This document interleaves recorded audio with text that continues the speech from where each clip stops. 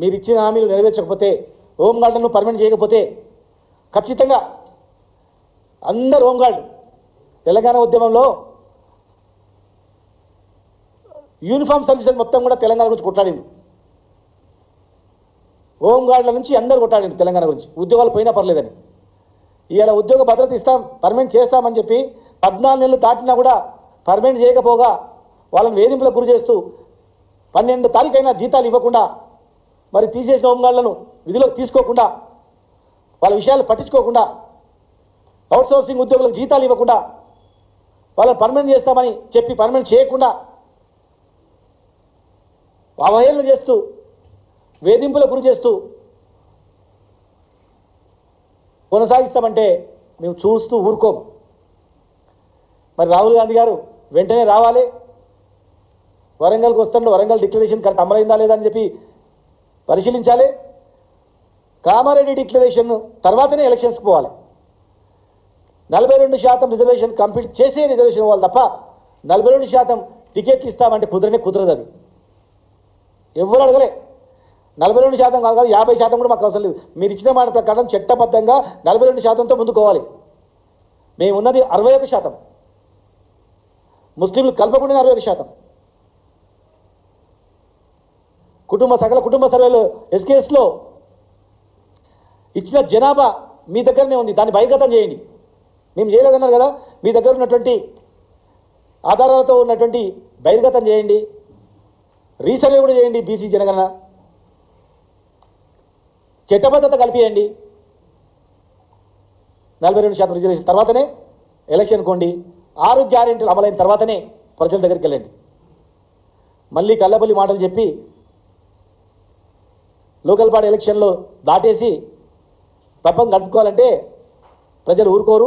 ఇది దాటిందంటే ఇక ఉన్న స్కీమ్లో పాత స్కీమ్లు కూడా ఉండవు. గుణపాఠం చెప్పకపోతే ఉన్న స్కీమ్లో పీకేస్తారు, ఎత్తేస్తారు. కనుక ఖచ్చితంగా లోకల్ బాడీ ఎలక్షన్లో కూడా 42% ఇచ్చిన తర్వాతనే పోవాలి. 420 హామీలు ఇచ్చిండ్రు, కానీ 421 ఆత్మహత్యలు జరిగినాయి, రైతు హత్యలు జరిగినాయి.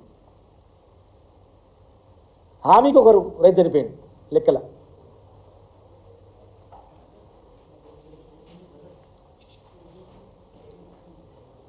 ఇచ్చిన హామీలు నెరవేర్చకుండా దాటేస్తే ఎట్టి పరిస్థితుల్లో ఊరుకోం.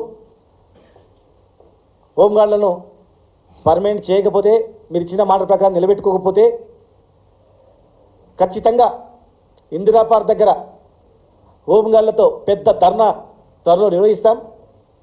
సర్వశిక్ష అభియాన్లో పనిచేస్తున్నటువంటి 11,000 మందిని ఛాయ్ తాగే లోపల జీవో ఇస్తా, పర్మనెంట్ చేస్తా అని చెప్పిన మాట ఇదే వరంగల్లో మీరు మాట్లాడినారు.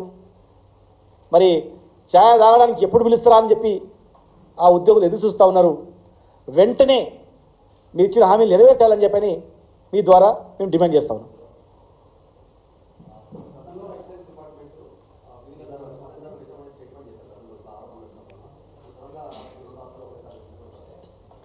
మీరు ఎలాంటి ఒత్తిళ్లకు తలొగ్గమన్నారు, డిక్షనరీ కంపెనీల తలొగ్గమన్నారు, ధరలు పెంచే ప్రసక్తే లేదన్నారు. మరి ఇవాళ ఎందుకు పెంచాల్సి వచ్చింది? ఎవరు చెప్తే పెంచాల్సి వచ్చింది? ఆంధ్రప్రదేశ్ గవర్నమెంట్ చెప్తే పెంచినరా, లేకపోతే ఆంధ్రప్రదేశ్ తెలంగాణ గవర్నమెంట్ మధ్యలో ఎవరైనా డీల్ చేసి పెంచినరా? ప్రజలకు ఎవరైనా ఇవ్వాల్సిన అవసరం ఉంది. ఏకదం 40 రూపాయలు, 30 నుంచి 40 రూపాయలు పెంచాల్సిన అవసరం ఏమొచ్చింది చెప్పాలి. ₹1 పెంచమన్నారు, 40 రూపాయలు ఎట్లా వేస్తున్నారు? ఎవరు చెప్తే పెంచుతున్నారు? ఏం కారణం వచ్చింది? సడన్గా ఇంత పెంచడానికి కారణం ఏముంది? మీరు చూడండి, ఇలా బీర్లు పెంచింది కదా, కొద్ది రోజులనే బ్రాండీ విస్కీ ధరలు పెరిగిపోతాయి ఇమీడియట్గా.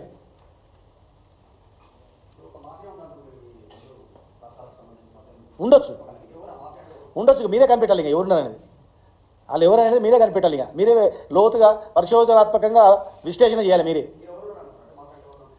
బయట పెట్టాలి. మేము ఎవరంటే ఇప్పుడు మేము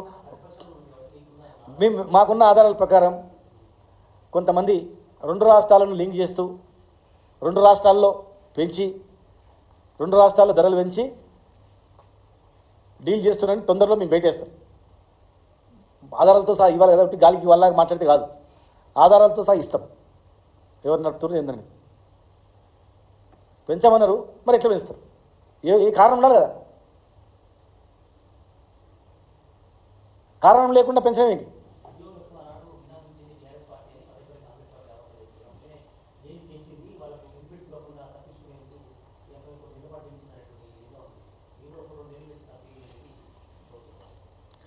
ఇప్పుడు మాకప్పుడు 2-3 ఏళ్ళు తెలంగాణ ఉద్యమంలోనే 4-5 ఏళ్ళు ఉద్యోగులు టోటల్గా సర్వీస్ మొత్తం కూడా దానికి పోయింది.